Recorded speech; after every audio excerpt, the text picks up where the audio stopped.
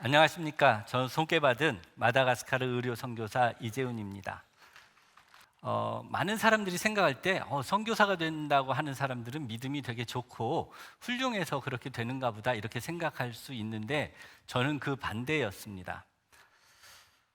저는 믿지 않는 가정에서 태어났습니다. 그렇지만 혼자서 5살 때부터 교회를 다녔습니다.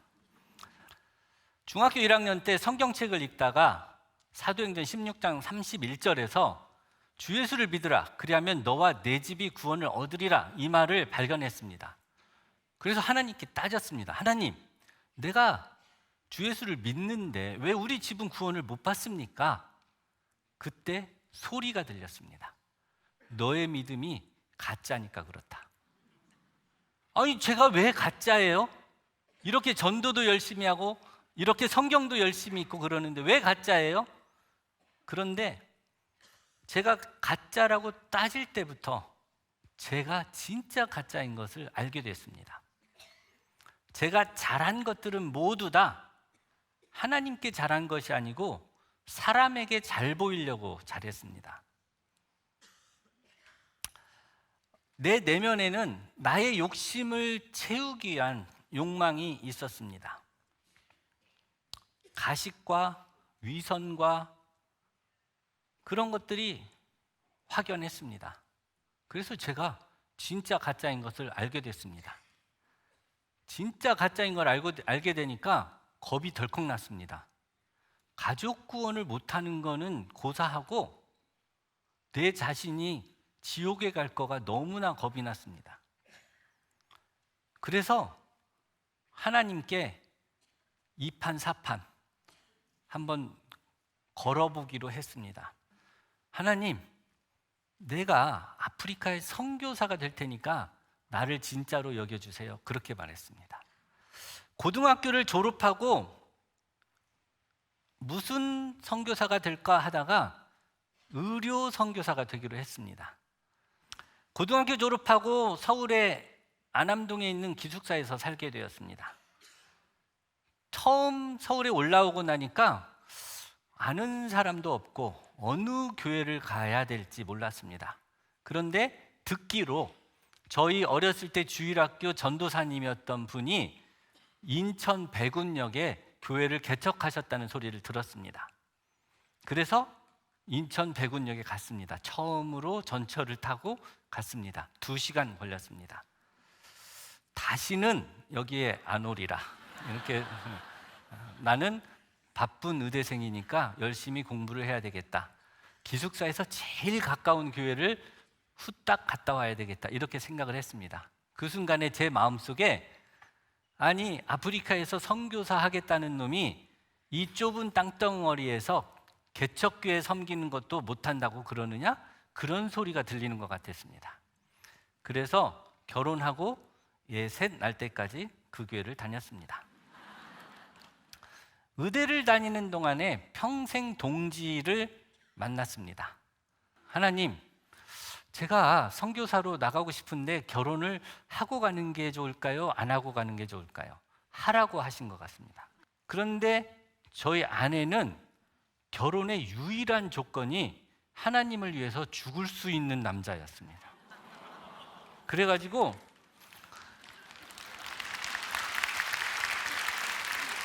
남편을 사지로 보낼 수 있는 여자라면 선교사 아내 될 자격이 있다. 이렇게 생각을 했습니다. 그래서 아내와 결혼을 했습니다.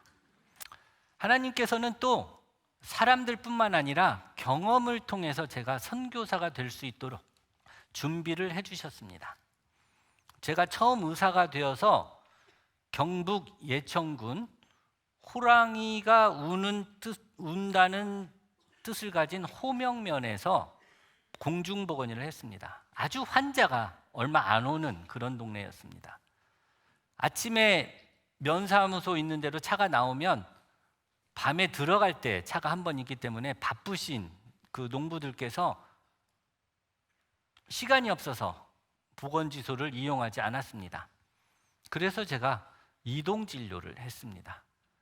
각 리마다 일주일에 1번, 2번씩 계획을 짜서 찾아가서 환자들을 봤습니다. 한 번 갈 때마다 수백 명씩 환자를 봤습니다. 환자를 보고 나서 보건지소에 오면 제가 치료한 게 맞았나 틀렸나 의심을 했습니다. 제가 환자를 치료할 때는 굉장히 능력 있는 의사인 척하고 약을 줬지만 불안했습니다. 그래서 죽어라고 공부를 했습니다. 잘못 처방한 거는 다음에 가서 지난번 약이 조금 안 듣죠? 이걸로 바꿔드리겠습니다 하고 몰래 또 약을 바꿔주기도 했습니다. 그러다가 수원가족교육협회로 임지를 옮겼습니다. 수원가족교육협회에서는 제가 하는 임무가 있었는데 경기도 내에 있는 모든 직업 여성들의 성병 관리를 했습니다. 그래서 그분들에게 성병에 대한 강의를 정기적으로 해야만 했습니다. 그래서 많이 공부했습니다. 그리고 가족계획하고 가난해서 돈이 없는 산모들의 출산을 돕는 일을 맡아서 했습니다. 이게 마다가스카르에서 이동진료할 때 성병 환자가 그렇게 많은 줄 몰랐습니다. 하나님께서 미리, 저는 그 당시에 이게 무슨 뭐 선교의 준비인가 이런 거 상상도 못했는데 미리 이렇게 준비시켰습니다. 이동진료도 제가 마다가스카르에서 이동진료를 했는데 너무 쉬운 거예요. 공중보건이 때 해봐서. 또 다른 경험이 있습니다. 세브란스 병원에서 외과 레지던트와 펠로우를 했습니다. 레지던트 때는 항상은 아니지만 어떤 때는 침대에 누워서 자본 게 14시간, 일주일에, 하루가 아니고요. 일주일에 14시간 잔 적도 있습니다. 그렇게 고단하게 일을 한 거는 마다가스카르에서 이동진료 할 때 환자들이 끊임없이 와도 지칠 줄 모르고 이렇게 일할 수 있는 어떤 그 끈기를 심어줬던 것 같습니다. 펠로우는 세브란스 외과 역사상 처음 있는 일이었는데 저를 아프리카 보내신다고 위장관, 대장학문, 간담도, 유방갑상선, 소아외과 파트에 펠로우를 하게 해주셨습니다. 그리고 응급의학과에서 외상 환자를 다룰 수 있었고요. 차병원에서 산부인과 수술을 배웠습니다. 하나님, 제가 그때는 잘 몰랐습니다. 왜 그런 일을 하고 그렇게 배우는지 잘 몰랐는데 마다가스카르에서 환자를 치료하면서 알게 됐습니다. 그 만나는 환자들이 그때 그렇게 배우지 않았으면 치료할 수 없었겠다. 그러니까요, 하나님께서는 어떤 일을 하시기 위해서 되게 인내심을 가지고 준비시켜 주시고 훈련시켜 주십니다. 하루는 하버크라프트를 타고 어느 마을에 갔는데 하버크라프트가 딱 그 모래를 지나서 모래톱에 딱 정박을 하니까 동네 사람들이 혼비백산이 돼서 다 도망갔습니다. 그러다가 조금 지나니까 그 마을에 추장이라고 하나요? 족장, 촌장 어른께서 젊은 청년들을 잔뜩 데리고 왔는데 청년들이 창하고 도끼하고 칼 이런 거를 딱 차고 왔습니다. 그래서 그분들이 딱 우리를 둘러싸고 여기에 뭐하러 왔습니까? 이렇게 물어보는 겁니다. 제가 나는 의사여서 아픈 사람을 치료하러 왔다. 한 동네 사람들 전체를 봐도 한 300명, 400명 정도밖에 안 될 텐데 이 사람들이 평생 한 번도 의사를 만난 적이 없습니다. 그래서 세상에 의사가 뭐 하는 직업인가를 아는 사람이 한 명도 없었습니다. 그래서 저희가 한참을 설명했더니 이 사람들이 하는 말이 따하카니 운비아싸 그러는 거예요. 운비아싸가 뭐냐면 운비는 소라는 뜻이고 아싸는 일이라는 뜻입니다. 소 잡는 일을 하는 사람인데 백정이 아니고요. 거기에서는 소 잡는 일을 굉장히 신성하게 합니다. 피를 뿌리고 옛날로 치면 제사장 역할을 하는데 무당입니다. 그래서 아프면 100% 무당을 찾아갑니다. 그런데 이제 딱하니 운비하사. 그래서 제가 그날부터 외국에서 온 무당이 되었습니다. 한참 후에 청년들이 들것에 혼수 상태에 빠진 청년을 데리고 왔습니다. 우리가 그 청년을 보니까 그 말라리아 테스트를 하니까 2줄이 쫙 나왔습니다. 말라리아로 이렇게 혼수 상태면은 한 8, 90% 죽습니다. 저희가 수액을 주고 말라리아 약을 주었습니다.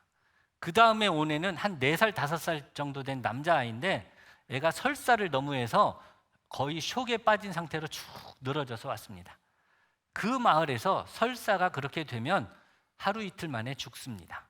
그런데 저희가 이제 치료를 했는데 그 설사난 아이에게 먼저 수액을 주고 항생제를 주고 있었더니 애가 한 해열제를 주고 좀 있었더니 애가 조금 지나서 마당을 걸어 다녔습니다. 그걸 보고 사람들이 이제 우리들에게 와서 진료를 받기 시작했습니다. 각종 병을 치료하게 되었습니다. 그리고 이제 그날 거기서 자고 아침에 일어나서 우리가 또 간단한 아침 식사를 하고 환자를 보고 있는데 혼수 상태였던 그 말라리아 환자가 일어나서 밥을 먹고 있었습니다. 왜 그런지 아세요? 평생 한 번도 의사를 만나지 못한 사람이 약을 써본 적이 없습니다. 이 사람들은 평생 한 번도 말라리아 약을 먹어본 적이 없어서 그냥 우리가 준 약에 너무나 잘 반응을 한 겁니다. 그래서 그 현대 의약품 때문에 제가 아주 영험한 무당이 되었습니다. 우리가 그렇게 그 현대 의약품으로 이렇게 영험한 치료를 하기 시작하니까 원래 있던 무당들이 화가 나기 시작했습니다. 그래서 우리가 자기 마을에 오면 독살시키겠다는 소문을 공공연히 퍼뜨리고 다녔습니다. 우리가 이제 그 베이스 캠프로 이렇게 돌아왔는데 베이스 캠프에 돌아오니까 어떤 한 어른이 아이 환자를 한 명 데리고 왔습니다. 그 아이 환자는 목에서부터 허리까지 고름이 이렇게 가득 찬 그런 아이였습니다. 그래서 제가 미안하다. 오늘은 우리가 약을 안 가져왔네. 다음 달에 우리가 올 테니까 그때 아이를 데려오면 우리가 치료해 줄게. 그랬습니다. 그랬더니 그 어른이 아니, 너네가 기도해 주면 되잖아. 그러는 거예요. 저희가 이제 의료팀이 이렇게 치료를 할 때 선교팀이 환자들 한 명씩 놓고 이렇게 기도를 해주니까 우리 팀은 기도로 치료를 한다 이런 소문이 났던 겁니다. 그래서 이제 저한테 기도를 해달라고 하는 것입니다. 그래서 저는 갑자기 기도를 내가 한다고 얘가 나을까 생각을 했지만 선교사니까 선교사가 뭐 기도를 해달라는데 안 해줄 수도 없고 그래서 아이의 머리에 손을 얹고 기도를 해주었습니다. 기도가 딱 끝나고 제가 주머니에 손을 이렇게 넣었는데 주머니에 그 물에 타먹는 항생제가 한 병 있는 거예요. 이 항생제가 왜 여기 들어있지? 저는 꿈에도 생각을 못했습니다. 나중에 생각이 났는데 우리 마다가스카르에 보면은 공항에 가는 길에 깜식이네 주막집이라는 한인 식당이 있습니다.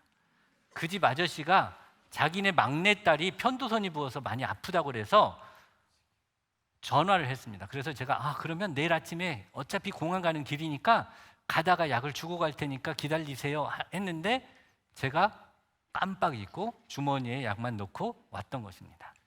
그래서 약이 있으니까 그 약을 물에 타서 먹으라고 했습니다. 사실은 그런 약을 한 14병쯤 먹어야 낫는다고 알려져 있습니다. 다음 달에 저희가 이제 의료팀을 꾸려서 이번에는 비행기로 안 오고 차로 내려왔습니다. 그래서 베루루아 들어가기 전에 강을 건너는 그 전 마을에 판자카나라고 하는 마을이 있는데 그 마을까지 저희가 왔더니 갑자기 누가 우리 차를 세우는 겁니다. 그때까지만 해도 아직도 우리를 독살한다는 위험이 없어졌는지를 몰랐기 때문에 저희는 겁이 덜컥 났습니다. 이 남자가 어떤 아이를 부르더니 옷을 막 벗기는 겁니다. 그 아이가 보니까 한 달 전에 왔던 그 아이. 그런데 그 피부병이 어린아이 피부같이 싹 나와버린 겁니다. 저희가 이제 그 마을을 찾아갔습니다. 어떤 마을을 찾아갔더니 그 마을의 그 이장이 우리한테 네가 그 피부병 걸린 아이를 치료한 그 의사냐 이렇게 물어보는 겁니다. 그래서 그렇다고 하니까 우리를 동네 그 중앙에 딱 데리고 가서 그 동네에서 가장 좋은 의자들을 쫙 놓고 상을 해놓고 동네 여자들이 모여서 전통춤을 막 추고 환영식을 한 다음에 닭하고 쌀을 가져와서 우리한테 이렇게 줍니다. 다음 마을에 갔는데도 여전히 똑같이 네가 그 피부병 아이를 치료하는 의사냐 이렇게 물어보는 겁니다. 그래서 그렇다고 하고 이제 우리가 치료를 하고 베이스 캠프에 돌아와서 도대체 이게 무슨 일이냐 물어봤습니다. 그랬더니 그 동네에서 뽑은 레하 씨라고 하는 스텝이 한 명 있었는데 그 스텝이 그러는 겁니다.